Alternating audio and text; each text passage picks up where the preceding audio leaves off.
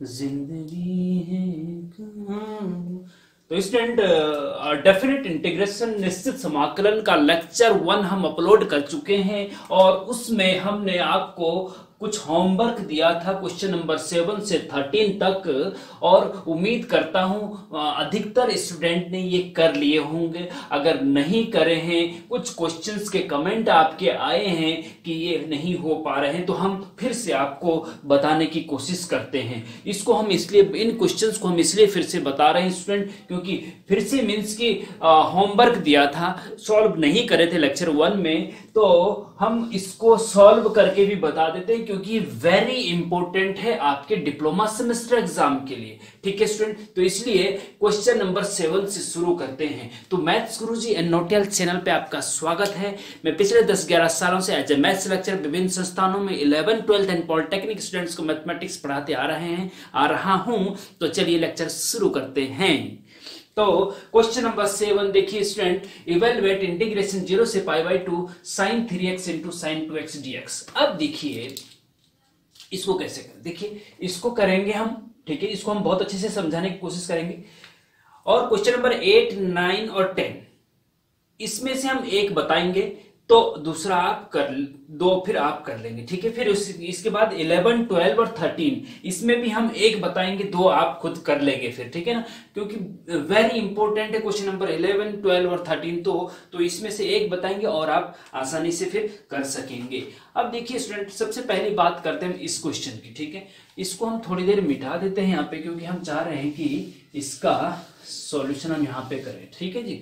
इनको हम मिटा नहीं रहे अभी। अच्छा देखिए, इंटीग्रेशन 0 से π/2 है sin 3x into sin 2x dx। इसका इंटीग्रेशन करना है, डेफिनेट इंटीग्रेशन है, 0 से π/2 है। लेक्चर 1 में हम बता चुके हैं, ठीक है, डेफिनेट इंटीग्रेशन क्या होता है। अब देखिए sin 3x into sin 2x, दो फंक्शन है मल्टीप्लाई में, और दो फंक्शन जब मल्टीप्लाई में होते हैं तो उसमें इंटीग्रेशन बाय पार्ट लगता है, ठीक है ना। लेकिन वो तब लगता है अगर एक अलजेब्रिक है, ट्रिग्नोमेट्रिक है, अगर इसमें बाय पार्ट लगाएंगे तो सॉल्व नहीं हो पाएगा, एंड नहीं हो पाएगा इसका, ठीक है। तो दो फंक्शन मल्टीप्लाई में है, इन ट्रिग्नोमेट्री के फंक्शन है, तो वो इंटीग्रेशन डायरेक्ट नहीं हो सकता है। तो क्या किया जाए, इसका मतलब ये है कि जो ये फंक्शन है ना, देखिए सोचना पड़ेगा आपको। जैसे मैं सोच रहा हूं, मेरे थॉट प्रोसेस के साथ आपकी थॉट प्रोसेस भी अलाइन होनी चाहिए, तब जाके आप क्वेश्चन को सॉल्व कर सकते हैं।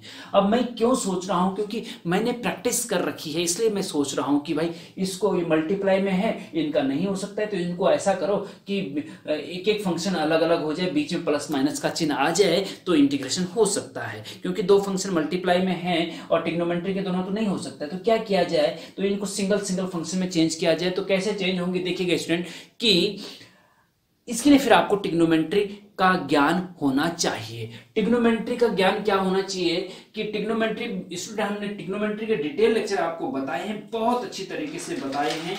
अब उसको आपको देखना पड़ेगा, अगर नहीं देखा है तो। ट्रिग्नोमेट्री के हमने 8 लेक्चर ट्रिग्नोमेट्री के प्लेलिस्ट में डाल रखे हैं, बहुत गजब तरीके से हमने उसको तैयार किया हुआ है, उसको आप एक बार देख लीजिएगा तो ज्यादा सही रहेगा, ठीक है जी। अब इसको कैसे चेंज करें आपको पता होना चाहिए। ट्रिग्नोमेट्री में हमने आपको बताया है स्टूडेंट कि 2 sin a into sin b is equal to होता है cos a माइनस b और minus cos a plus b। अब आप कहेंगे ये कैसे होता है, देखिए हमने आपको sin a प्लस b का फॉर्मूला ट्रिग्नोमेट्री में बताया हुआ है। उसमें क्या लिखा हुआ है, उसमें लिखा है कि 2 sin a प्लस b बराबर होता है 2 sin a cos b plus cos a sin b, ठीक है जी। Sorry, sin a plus b का formula sin a cos b plus cos a sin b, sin a minus b का। इसी प्रकार से हमने 4 फॉर्मूले आपको बताए थे, sin a प्लस b का, sin a माइनस b का, cos a प्लस b का और cos a माइनस b का।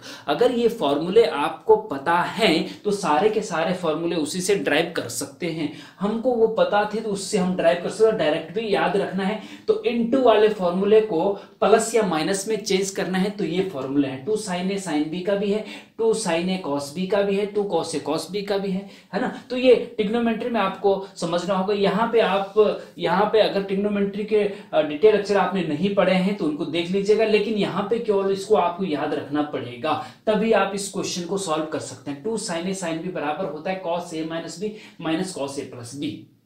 ठीक है, यहाँ पे केवल ये याद रखना पड़ेगा आपको, और उसकी हेल्प से आप क्या करेंगे, चलो हम यहाँ पे लिखते हैं इसको, राइट।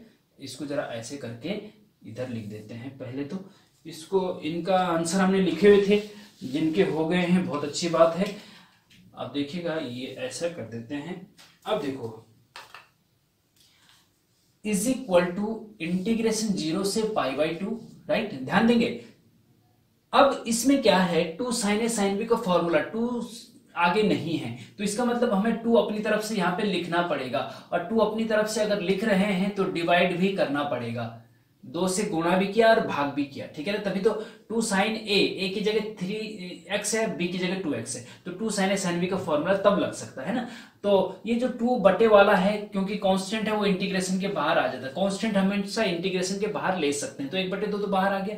अंदर जो बचा 2 sin a sin b का फॉर्मूला लगा दो, तो ये होता है cos a प्लस b। क्या होता है, cos a minus b, a minus b. 3x में से 2x घटाएंगे तो क्या बचेगा, x बचेगा, ठीक है जी। फिर माइनस का चिन्ह है बीच में, और फिर है cos a plus b. 3x plus 2x मतलब 5x हो गया जी, ठीक है जी।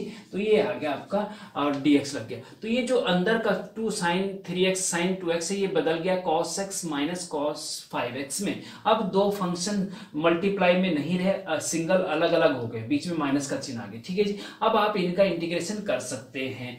एक देखिए, यही बस, ये इंपॉर्टेंट यही था यहाँ पे, बस और कुछ नहीं था। हाँ, 1/2 तो अपना बाहर है ही।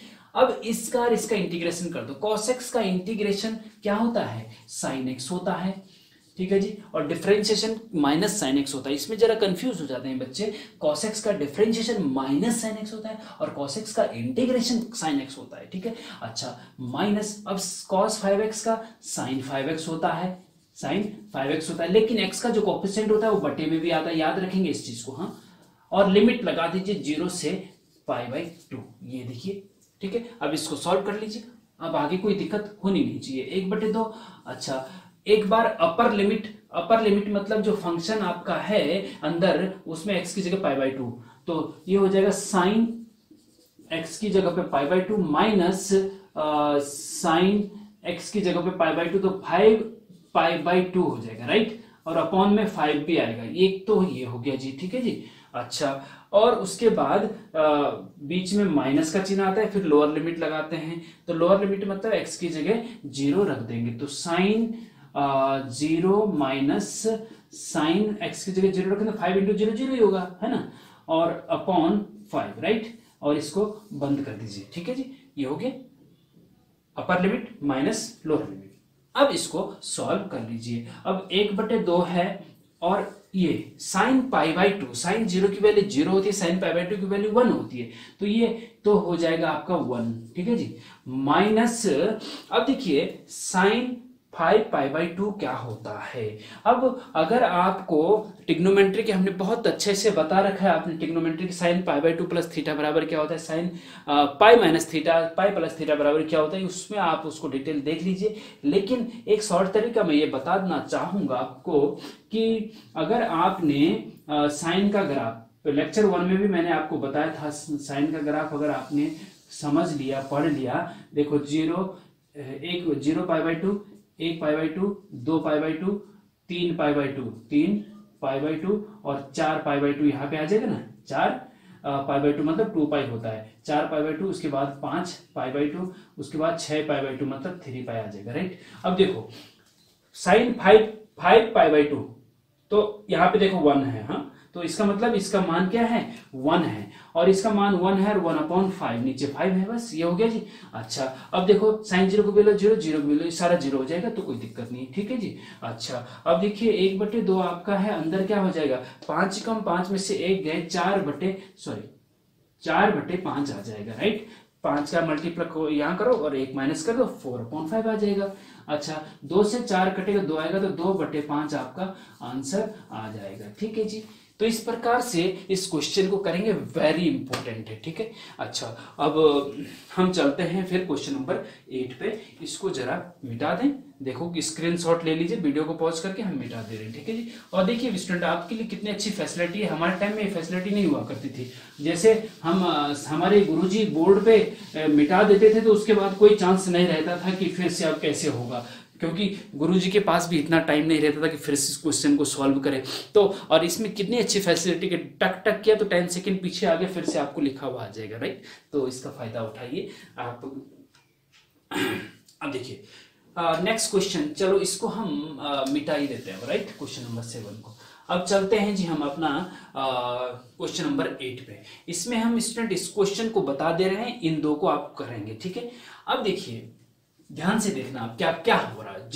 इंटीग्रेशन 0 से π/2। देखिए थॉट प्रोसेस, आप सोचते कैसा है कि इस क्वेश्चन को कैसे किया जाए, डिपेंड करता है आप कैसे सोच रहे हैं, है ना। तो जैसे मैं सोच रहा हूं ऐसे भी अगर आप भी ऐसे सोचने लग जाएं तो क्वेश्चन इजीली सॉल्व हो जाएंगे।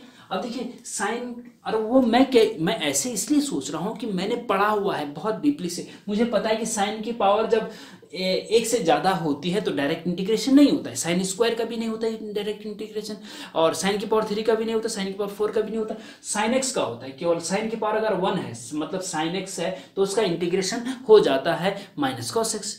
लेकिन साइन की पावर जब 1 से ज्यादा होती, 2, 3, 4, 5 होती है तो फिर डायरेक्ट इंटीग्रेशन नहीं होता है। तो क्या किया जाए, इसका मतलब ये है कि इसको चेंज किया जाए ट्रिग्नोमेट्री की हेल्प से, ऐसे पदों में जिससे में साइन की पावर 1 हो। हाँ, तो आपको पता होना चाहिए स्टूडेंट कि साइन 3x का एक फॉर्मूला होता है, ट्रिग्नोमेट्री में हम बता चुके हैं। साइन 3x का formula 3 sine x minus 4 sine cube x. अगर ये फॉर्मूला याद है तो यहां से आप देखिएगा माइनस का 4 साइन क्यूब एक्स इधर लेके आएंगे तो प्लस का 4 साइन क्यूब एक्स हो जाएगा इधर लाने पे, ठीक है ना। Is equal to 3 sine x उधर ही अपनी जगह पे है, और 3 साइन 3x को उधर ले जाएंगे तो माइनस का साइन 3x हो जाएगा, राइट। अब 4 को बटे में लेके आओ यहां से, तो बटे में लिख दो यहाँ पे 4, तो साइन क्यूब एक्स की जगह आप ये लिख सकते हैं।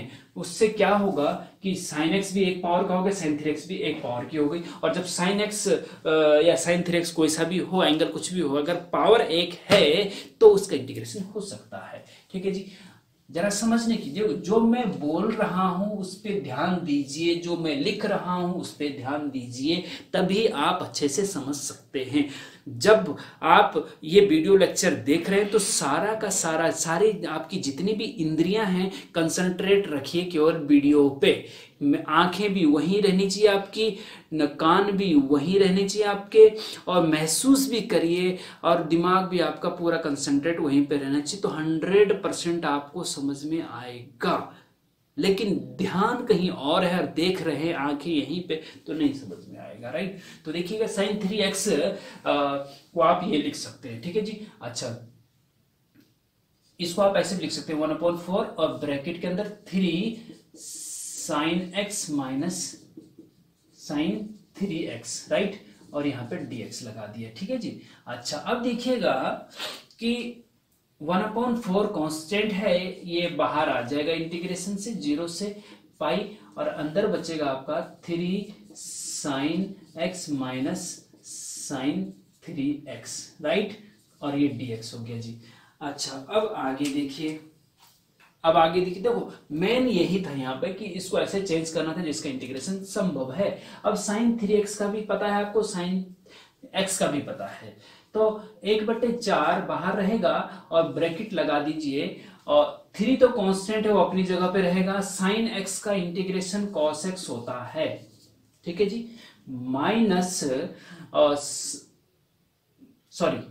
साइन x का जो है, देखिए यही दिक्कत है, हाँ यही दिक्कत है। जब मेरे से दिक्कत हो रही तो आपसे भी होगी।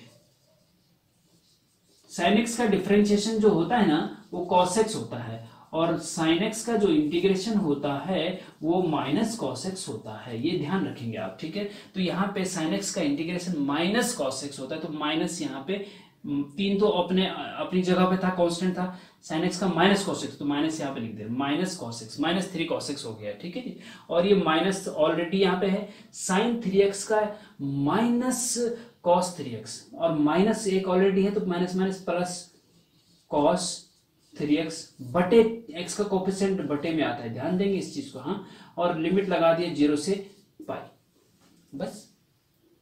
अब एक बार अपर लिमिट रख दीजिए, एक बार लोअर लिमिट रख दीजिए, तो 1/4 माइनस 3 कॉस पाई, एक्स की जगह पाई रखना है बस, हाँ, प्लस कॉस 3 पाई बटे 3 ब्रैकेट बंद, माइनस, फिर बीच में माइनस लगाए, फिर लोअर लिमिट रखेंगे, minus 3 cos 0 plus cos 3x, x की जगह 0 रखेंगे तो पूरा 0 हो जाएगा, 0/3, राइट। जरा ध्यान से लिखेगा आप, हाँ, इज इक्वल टू 1/4।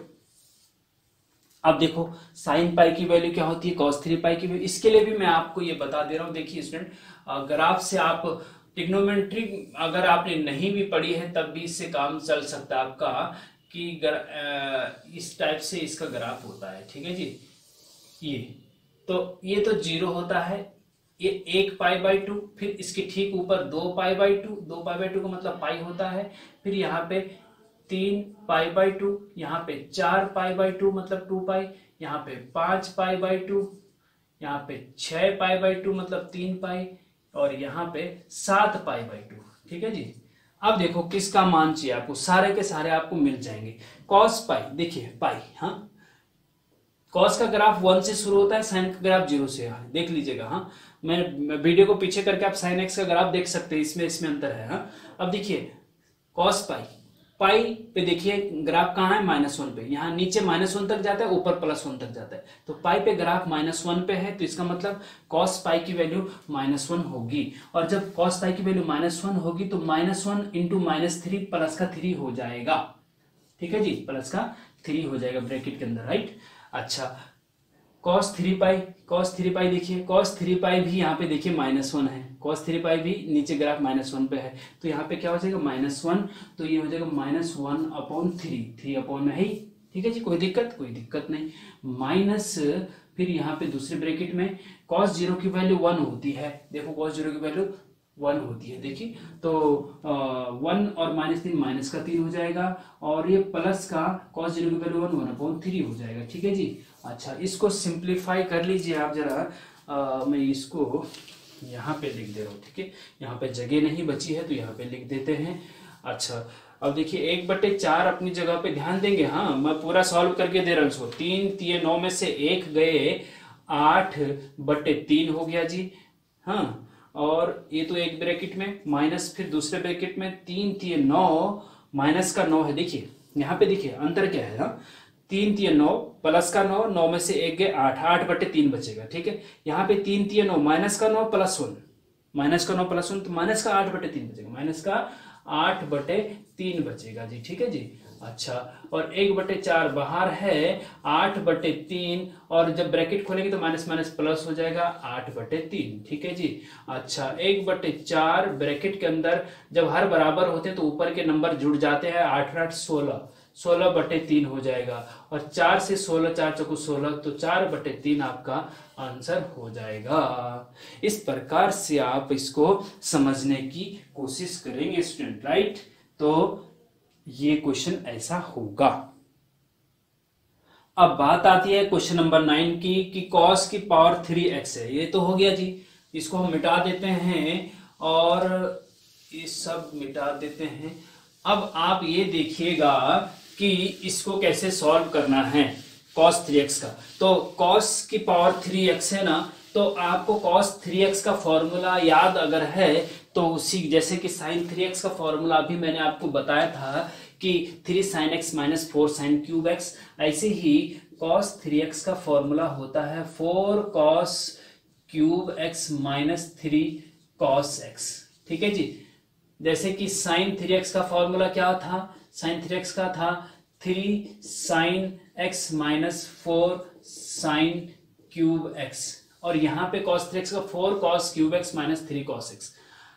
साइन है तो साइन आएंगे, कॉस है तो कॉस आएंगे, लेकिन साइन में 3 पहले आता है, कॉस बाद, सॉरी 4 बाद में आता है। कॉस में कॉस पहले 4 पहले आता है, 3 बाद में आता है, और क्यूब जो है 4 के साथ आता है। इस चीज का ध्यान रखेंगे। तो cos 3x का फॉर्मूला अगर यहाँ पे लगाएंगे तो cos की पावर 3x जो है निकल के यहाँ पे रख देंगे, उसका आंसर आप आसानी से फिर निकाल सकते हैं।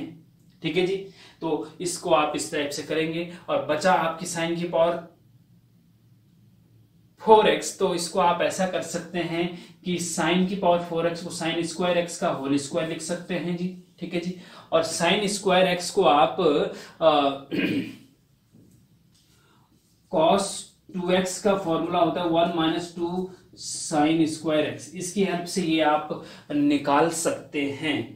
ठीक है, पहले तो इसको आप ऐसा लिखेंगे, साइन, हिंट दे रहा हूं मैं केवल, हाँ, साइन स्क्वायर की पावर 2, क्योंकि 2 दूनी 4 पावर होती है। फिर साइन स्क्वायर को यहां से निकाल करके ये रख दीजिए, फिर उसका स्क्वायर करके आप सॉल्व कर लीजिएगा। ठीक है ना, तो इस क्वेश्चन को समझने के बाद आसानी से मुझे लगता है कि आप कर लेंगे। और साइन स्क्वायर एक्स का ऑलरेडी हम सॉल्व भी कर चुके हैं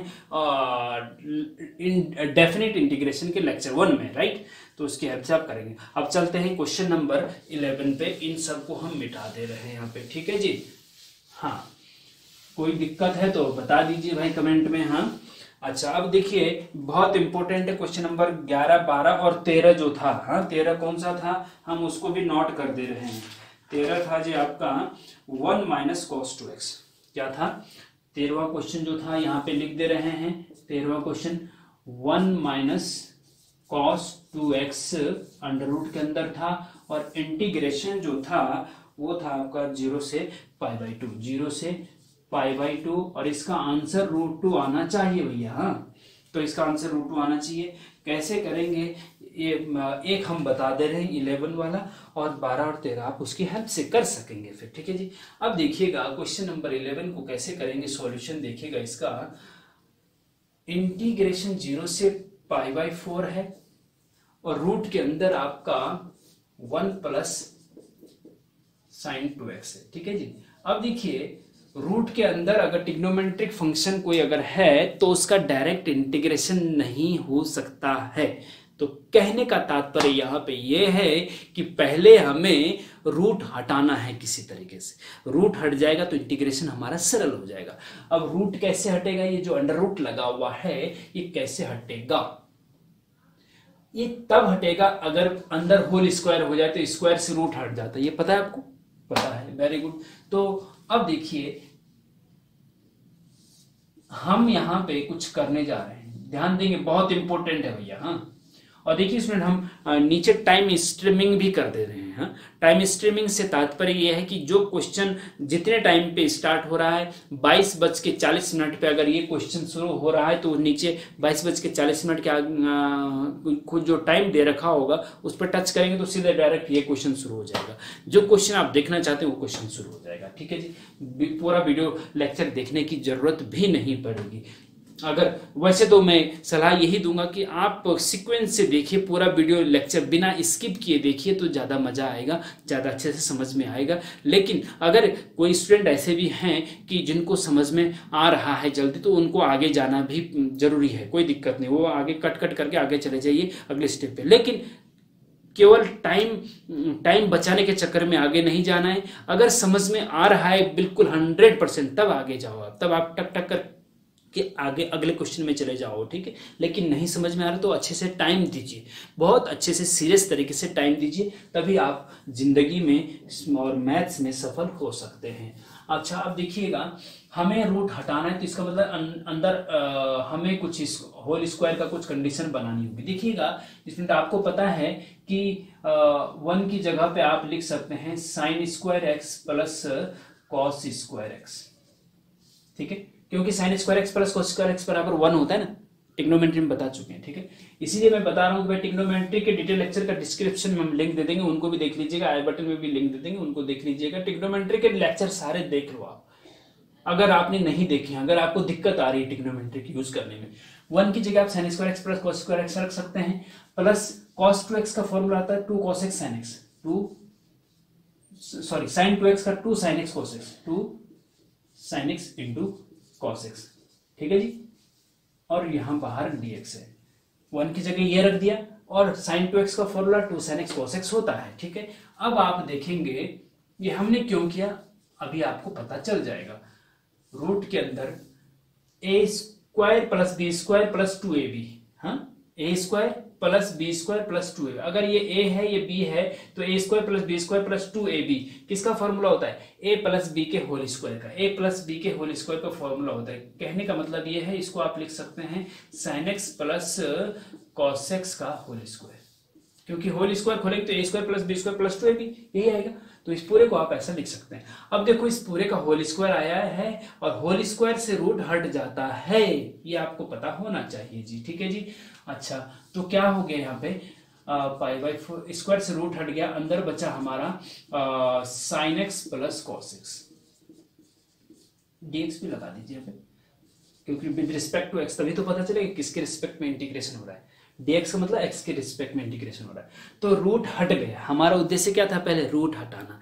अब जब रूट हट गया तो sin x का इंटीग्रेशन भी पता है आपको और cos x का इंटीग्रेशन भी पता है, बस अब सिंपल हो गया, कोई दिक्कत नहीं। अब देखिएगा sin x का इंटीग्रेशन क्या होता है, माइनस का cos x होता है, और cos x का इंटीग्रेशन क्या होता है, cos x का इंटीग्रेशन sin x होता है, ठीक है। ये आपको पता होना चाहिए, और लिमिट लगा दीजिए 0 से पाई बाई 4, राइट। अब आप आगे देखिएगा इज इक्वल टू, एक बार अपर लिमिट रखिए तो ब्रैकेट के अंदर minus cos pi by 4 plus sine pi by 4, ठीक है जी, ब्रैकेट बंद। फिर दूसरे ब्रैकेट में लोअर लिमिट रखिए, माइनस का कॉस 0 प्लस का साइन 0, ठीक है जी। ये लोअर लिमिट, अपर लिमिट रखा, माइनस लगा बीच में, लोअर लिमिट रख दिया, ठीक है। अच्छा, अब वैल्यू रख दीजिए, कोई दिक्कत नहीं। इस ब्रैकेट में क्या, माइनस कॉस पाई बाई 4 की वैल्यू 1/√2 होता है, ये आपको पता होना चाहिए। 1/√2 ट्रिग्नोमेट्री में हमने बहुत अच्छे से बता रखा है कि क्या होता है, प्लस साइन पाई बाई 4 की वैल्यू भी 1/√2 होती है जी, कोई दिक्कत नहीं जी, कोई दिक्कत नहीं। अच्छा, इधर आइए, माइनस दूसरे ब्रैकेट में माइनस कॉस 0 की वैल्यू 1 होती है और प्लस साइन 0 की वैल्यू 0 होती है, तो ये बंद कर दीजिए। अब सिंप्लीफाई करिए, यहाँ पे लिख देते हैं, इससे तो ये कट जा रहा है, प्लस माइनस है, और अंदर मल्टीप्लाई करिए, प्लस होना जाएगा 0, तो +1, आपका 1 आंसर आ गया है जी, बस आपका 1 आंसर आ गया।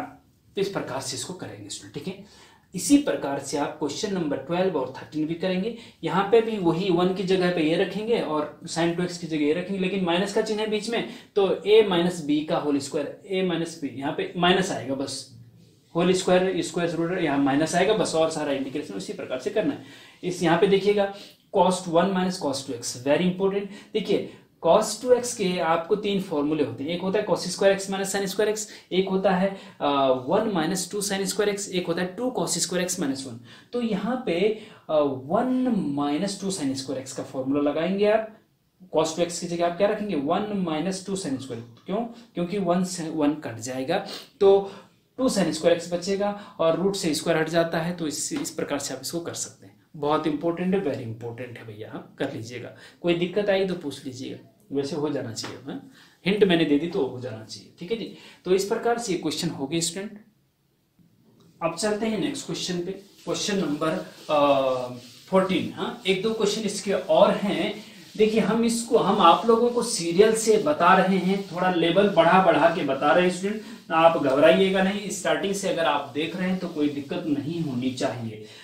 इसके बाद फिर हम बताएंगे आपको definite integration by substitution, substitution से डेफिनेट इंटीग्रेशन कैसे करते हैं। जैसे इंडेफिनेट इंटीग्रेशन में बाय सब्स्टिट्यूशन बताया था, इसमें भी बताएंगे सब्स्टिट्यूशन से इंटीग्रेशन कैसे करते हैं, बाय पार्ट से डेफिनेट इंटीग्रेशन कैसे करते हैं, सब बताएंगे। लेकिन एक दो क्वेश्चन इसके जरा छूट गए हैं, इनको करवा देते हैं, उसके बाद हम जाएंगे डेफिनेट इंटीग्रेशन बाय सब्स्टिट्यूशन पे, राइट। तो स्टूडेंट इस लेक्चर के 2 क्वेश्चन और बचे हुए हैं, बहुत इंपॉर्टेंट है, इसलिए हम चाह रहे हैं इनको करवा दें, फिर हम जाएंगे सीधे सब्स्टिट्यूशन से डेफिनेट इंटीग्रेशन में। क्वेश्चन नंबर 14 देखिए स्टूडेंट, इफ इंपॉर्टेंट है, वेरी इंपॉर्टेंट है, इसलिए मैं इसको करवाना चाह रहा हूँ स्टूडेंट। मैं ऐसा करता हूँ, क्वेश्चन नंबर 14 और 15 सिमिलर है, लगभग थोड़ा सा अंतर है, तो 14 में करवा देता हूँ, 15 आप खुद कर लीजिएगा।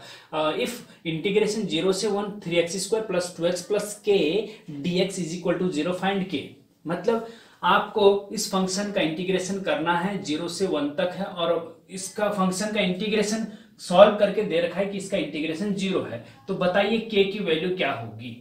ठीक है, इसमें क्या है कि लिमिट दे रखी है 1 से लेकर a तक ध्यान देंगे a तक, हाँ, और फंक्शन आपका ये है, और ये बराबर बोला गया है कि इसका इंटीग्रेशन 11 आ चुका है, तो a क्या होगा। अगर इसका इंटीग्रेशन 11 है तो a क्या होगा। यहाँ पे a लिखा, अपर लिमिट निकाले, यहाँ पे k निकालना है। ठीक है, तो दोनों एक जैसे ही हैं, कोई दिक्कत वाली बात नहीं। क्वेश्चन नंबर 14 देखिएगा स्टूडेंट, इसका इंटीग्रेशन 0 है, तो इसका इंटीग्रेशन करके देखो। सबसे पहली बात तो, हाँ, सिंपल सी बात है कि भाई 0 से 1 3x² plus 2x plus k dx is equal to 0 आपको दे रखा है। ठीक है जी, इसका इंटीग्रेशन करके देखिए। ठीक है, अब देखिए 3x² का इंटीग्रेशन करो, फिर प्लस, फिर 2x का इंटीग्रेशन करो, फिर प्लस k का इंटीग्रेशन करो। आप चाहो तो इंटीग्रेशन अलग अलग अंदर ले जा सकते हैं। 3x² में का अलग से करो, फिर 2x का अलग से करो, k का अलग से करो, ऐसा इंटीग्रेशन कर सकते हैं। ठीक है ना, लेकिन क्या है, चलो कर देते हैं, अलग अलग इंटीग्रेशन करो। हाँ, वैसे हम डायरेक्ट भी कर सकते थे, लेकिन आपको समझाने के उद्देश्य से हम ऐसा कर रहे हैं कि जब बीच में प्लस या माइनस का चिन्ह होता है तो इंटीग्रेशन आप अलग अलग लगा सकते हैं। ठीक है ना, 0 से 1 3x² dx सबके साथ आएगा। ठीक है ना, 3x² का इंटीग्रेशन, फिर प्लस 0 से 1, फिर 2x का इंटीग्रेशन dx सबके साथ आएगा, प्लस फिर इंटीग्रेशन 0 से 1, फिर k का इंटीग्रेशन और dx सबके साथ आएगा, बराबर 0 तो है। ठीक है जी, आगे बढ़ते हैं। जो कांस्टेंट होता है उसको इंटीग्रेशन से बाहर ले सकते हैं। यहाँ पे 3 कांस्टेंट है, 3 बाहर ले लीजिए, अंदर क्या बचेगा 0 से 1 x² dx। ठीक है जी, यहाँ पे 2 कांस्टेंट है तो प्लस है, 2 बाहर ले लिए, 2 इंटीग्रेशन 0 से 1 और x dx। फिर यहाँ पे k कांस्टेंट है, राइट। देखिए जो x वाले हैं, क्योंकि with respect to x integration हो रहा है, तो x के पद जो भी होंगे वो कांस्टेंट नहीं होंगे, उसके अलावा सारे कांस्टेंट होंगे। ठीक है, प्लस के आपका कांस्टेंट बाहर आ गया, अंदर क्या बचा, अंदर 1 बचा। जब ए अंदर कुछ नहीं बचा मतलब 1 बचा, 1 dx इज इक्वल टू 0। ठीक है, ध्यान देंगे, बहुत इंपॉर्टेंट है। सॉरी 3 बाहर है। x² का इंटीग्रेशन हम पीछे बता चुके हैं कि अलजेब्रिक फंक्शन का इंटीग्रेशन जो होता है उसमें पावर 1 बढ़ा दी जाती है और वही नीचे पट्टे में भी लिख दिया जाता है। x की पावर 2 है तो इसकी पावर 3 हो जाएगी इंटीग्रेशन करने के बाद, और बटे में 3 जो पावर होती है वो बटे में भी आती है। ठीक है जी, और लिमिट लगा दिया आपका 0 से 1। ठीक, कोई दिक्कत नहीं। ठीक है जी, प्लस का 2 x का इंटीग्रेशन क्या होगा, 1 पावर है ना, तो 2 पावर हो जाएगा और बटे में 2 भी आएगा, और लिमिट लगाया आपने 0 से 1।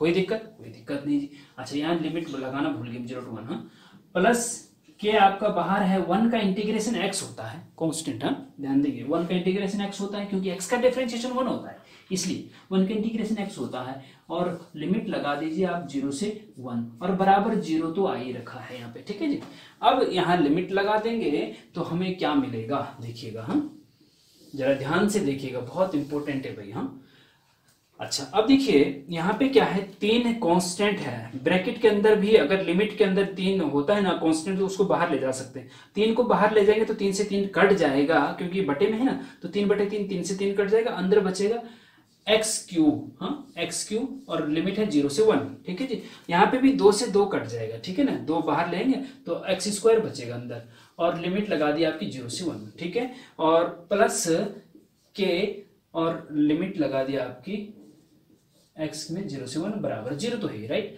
अब यहाँ पे लिमिट लगाते, एक बार अपर लिमिट, एक बार लोअर लिमिट। अपर लिमिट लगाएंगे तो x की जगह 1 रखेंगे तो 1 आएगा, 1 का क्यू 1 होता है, और लोअर लिमिट रखेंगे 0, 0 का क्यू 0 होता है। ठीक है जी, ये हो गया। प्लस फिर यहाँ पे भी अपर लिमिट x की पावर, x की जगह 1 रखेंगे, 1 की पावर 2 1 होता है, और 0 रखेंगे तो 0। ठीक है जी, प्लस के 1 माइनस 0 और इज इक्वल टू 0। ठीक है जी, अच्छा, अब ये हो गया आपका 1, प्लस ये भी हो गया आपका 1, प्लस ये हो गया आपका 1 के का मल्टीप्लाई के इज इक्वल टू 0। अब यहाँ पे 2 प्लस के इज इक्वल टू 0। ठीक है जी, अब यहाँ पे के बराबर क्या हो जाएगा, 2 उधर ले जाओगे तो माइनस का 2, तो के बराबर -2 आंसर आ गया। देखो ये हमने पहले लिखा हुआ था आंसर, के बराबर -2 आना चाहिए था, तो आपका आंसर आ गया। ठीक है जी, इस प्रकार से बहुत इंपॉर्टेंट क्वेश्चन है स्टूडेंट। क्वेश्चन नंबर 15 भी आप इस प्रकार से सॉल्व करेंगे तो इसका आंसर a बराबर 2 आना चाहिए। अगर आया है तो बहुत अच्छी बात है, हमें कमेंट में बताइए आप कि हमारा आंसर a बराबर 2 आ गया है। वेरी गुड बच्चों, इस प्रकार से आप ध्यान से पढ़ने की कोशिश करेंगे जिस प्रकार से आपने इस लेक्चर को देखा है, इसी प्रकार से और आने वाले लेक्चर भी आप अच्छे से समझने की कोशिश करिए तो 100% आप जीवन में सफल होंगे, हर क्षेत्र में आप सफल होंगे। ठीक है, तो मिलते हैं नेक्स्ट लेक्चर में। और नेक्स्ट लेक्चर में क्वेश्चन लेक्चर नंबर 3 में हम आपको बताएंगे कि definite integration by substitution, substitution से, प्रतिस्थापन से डेफिनेट इंटीग्रेशन को कैसे सॉल्व किया जाता है। वेरी इंपॉर्टेंट लेक्चर है, इसके बाद हम तुरंत उसको अपलोड करेंगे। तो तब तक के लिए जय हिंद, जय भारत। और बच्चों अपना ख्याल जरूर रखिए, कोरोना का कहर फिर से शुरू हो चुका है, जरा ध्यान रखिएगा अपना, है ना। ओके।